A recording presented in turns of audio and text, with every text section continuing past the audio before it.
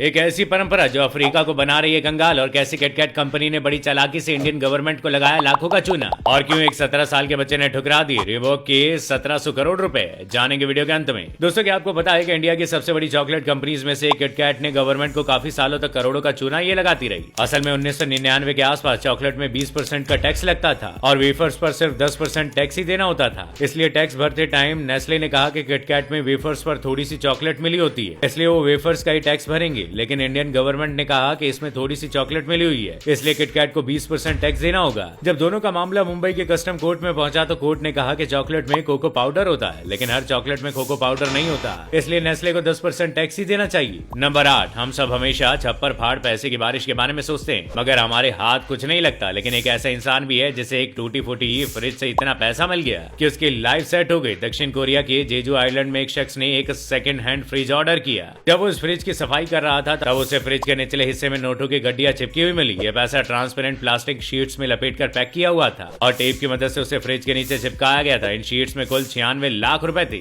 लेकिन ये आदमी भी बहुत ईमानदार था, इसने सारे पैसे जाकर पुलिस स्टेशन में जमा करा दिए। नंबर 7, इस फैक्ट में हम आपको एक ऐसी महिला के बारे में बताने जा रहे हैं जो ये साबित करती है कि अगर मन में जुनून हो तो क्या कुछ नहीं हो सकता। मिलिए महाराष्ट्र की रहने वाली सुमन धामने से। महाराष्ट्र की रहने वाली सुमन धामने आज इंटरनेट की सेंसेशन बन चुकी है। कुछ महीनों पहले तक उन्हें कोई नहीं जानता था। सुमन महाराष्ट्र के अहमदनगर की रहने वाली है। 70 साल की सुमन अपने बनाए खाने की वजह से लोगों की चहेती बन गई है। सुमन पारंपरिक स्वाद से महाराष्ट्रियन खाना बनाकर तैयार करती हैं। उनके पोते ने उनके लिए यूट्यूब चैनल शुरू किया जिसमें वो अब तक 170 से ज्यादा वीडियोस डाल चुकी हैं। नंबर 6, आपने फिल्मों में देखा होगा कि पुलिस किसी क्रिमिनल के फोन को ट्रैक करके तुरंत उस वक्त वहां पहुंच जाती है। लेकिन कभी आपने ये सोचा है कि पुलिस किसी का फोन कैसे ट्रैक करती है? पुलिस किसी क्रिमिनल के फोन को ट्रैक करने के लिए ट्रिएंगुलेशन मेथड का इस्तेमाल करती है। फोन में जो नेटवर्क आता है उससे पुलिस ये पता लगा लेती है कि कितनी रेंज में उस शख्स का फोन है, और अगले स्टेप पर बढ़ने के लिए पुलिस आसपास के 2 और टावर से उसकी लोकेशन का पता लगाती है। नंबर 5, ये इतनी बड़ी कोका कोला की बोतल या फिर ये हवाई जहाज, ये सभी कोई सजावट के सामान नहीं है, बल्कि किसी इंसान की कब्र है। अफ्रीका में घाना नाम के देश में लोग अपनी शादी से ज्यादा अंतिम संस्कार पर पैसा खर्च करते हैं। यहाँ पर मरने का जश्न भी 4 से 7 दिनों तक चलता है। रंग बिरंगे कॉफिन, उसे उठाकर डांस करने वाले लोग, डांस पार्टीज और भरपूर शराब पीते लोग इस जश्न में शामिल होते हैं, जिस पर खूब सारा पैसा खर्च करते हैं। घाना के लोग पहले ही मरने वाले की डेड बॉडी को एक कूलिंग फ्रिज में रखवा देते हैं, उसके बाद आलीशान कॉफिन, डांसर्स और बेतहाशा शराब में इनकी पार्टी होती है। ये सब करने के लिए लोग लोन तक ले लेते हैं और इसी वजह से यहाँ पर लोग काफी गरीबी में जीवन जीते हैं। नंबर 4, दोस्तों, आज हम आपको ले चलेंगे इंडिया के एक ऐसे गाँव में जहाँ जाते ही आपकी बॉडी बिल्डिंग का शौक सिर चढ़ जाएगा। इस गाँव का नाम है असोला फतेहपुर बेरी। ये दिल्ली और हरियाणा के बॉर्डर पर मौजूद है। इस गाँव को कोई बाउंसर्स की बस्ती बोलता है तो कोई भारत का सबसे मजबूत गाँव बुलाता है। ऐसा इसलिए क्योंकि इस गाँव में हर दूसरा बंदा बाउंसर है या फिर बाउंसर बनने की ट्रेनिंग ले रहा है। इतना ही नहीं, बाउंसर्स ट्रेनिंग के बाद इन दोनों गाँव के हालात पहले से काफी बेहतर हो गए।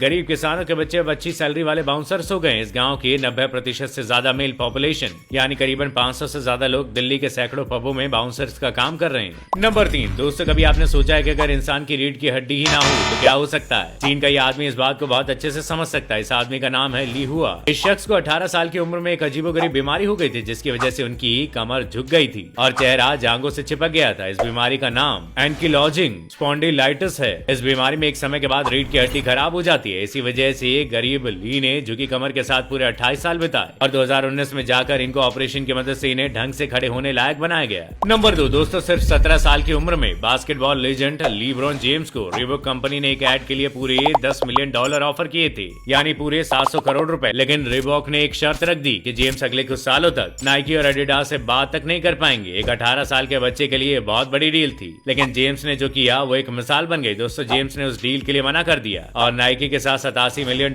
की कम पैसों में ही डील साइन की। जब उनसे इस बारे में पूछा गया तो उन्होंने कहा कि नाइकी के साथ डील साइन करते वक्त मैंने ये नहीं सोचा कि वो सिर्फ एक कंपनी से ही जुड़कर पैसा क्यों कमाए, वो आगे चलकर कई बड़ी डील साइन कर सकते हैं। और गाइस, जेम्स ने इसके बाद 2015 में नाइकी के साथ $1 बिलियन की डील साइन की। नंबर 1, क्या आपने इंडिया के सबसे खतरनाक आइलैंड के बारे में सुना है जहाँ विदेशी तो क्या कोई इंडियन भी अपने कदम नहीं रख सकता? जी हाँ, इस आइलैंड का नाम नॉर्थ सेंटिनल आइलैंड है। यह आइलैंड बंगाल की खाड़ी के अंडमान जिले में आता है। इस टापू पर किसी इंसान का जाना असंभव है और इसकी वजह है यहाँ पर रहने वाले लोग। इस आइलैंड पर पिछले 60,000 सालों से लोग रह रहे हैं और पिछले 2000 सालों से यहाँ सेंटिनली समुदाय के लोग रह रहे हैं जिनका दीन दुनिया से कोई वास्ता नहीं है। 2004 में जब सुनामी के बाद सरकार ने यहाँ के लोगों की हेल्प करने के लिए टीम भेजी तो इन लोगों ने टीम को भगा दिया। एक बार इन्होंने एक ऑस्ट्रेलियन पादरी को भी मार दिया था। यहाँ पर नियम है कि इस आइलैंड पर कोई नहीं जा सकता। यहाँ पर फोटो खिंचाना या कोई फिल्म बनाना भी कानूनन जुर्म है। तो दोस्तों, आज के सफर में बस इतना ही। उम्मीद है फैक्ट्स के इस रोमांचक सफर ने आपके ज्ञान को बढ़ाया होगा और आपको कुछ नया एंटरटेनमेंट भी मिला होगा। अगर आपको ये वीडियो पसंद आया तो वीडियो को लाइक शेयर करना ना भूले, और अगर आप चैनल पर नए हैं तो चैनल को सब्सक्राइब जरूर करें। मैं फिर मिलूंगा अगले हफ्ते नए फैक्ट्स के साथ। तब तक के लिए बहुत बहुत शुक्रिया।